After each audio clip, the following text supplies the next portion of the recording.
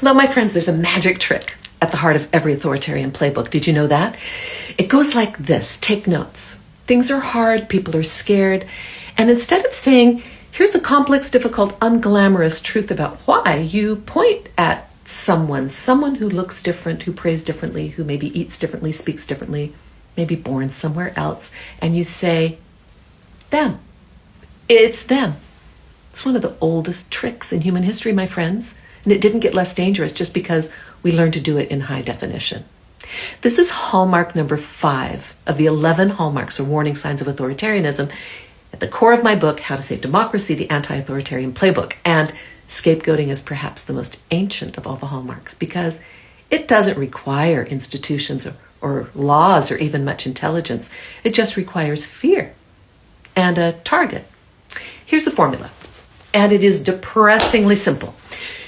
You find a group that's already marginalized, already distrusted enough by enough people that the leap isn't far to hatred, and you connect them with zero evidence or wildly distorted evidence to every anxiety your voters carry.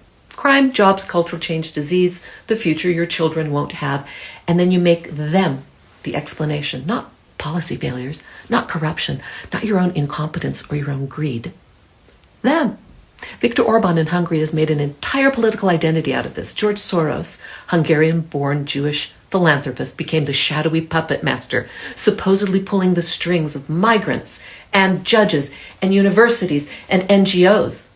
One man, apparently very busy. Duterte in the Philippines scapegoated drug users and small-time dealers with such ferocity that thousands were killed in extrajudicial executions while the structural conditions that drive addiction went completely and utterly unaddressed.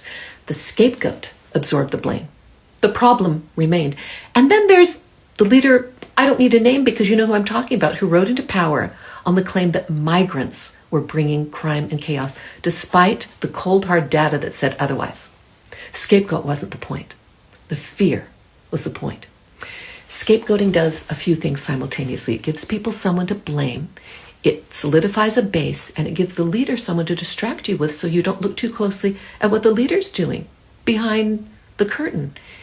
The antidote to this is not complicated, even if it isn't easy. It's the same thing that it's always been. Look at who is being blamed, then look at who's doing the blaming. Then ask yourself, who benefits from this story? Because it's never the people being pointed at. It's always the one doing the pointing. And I'll be back.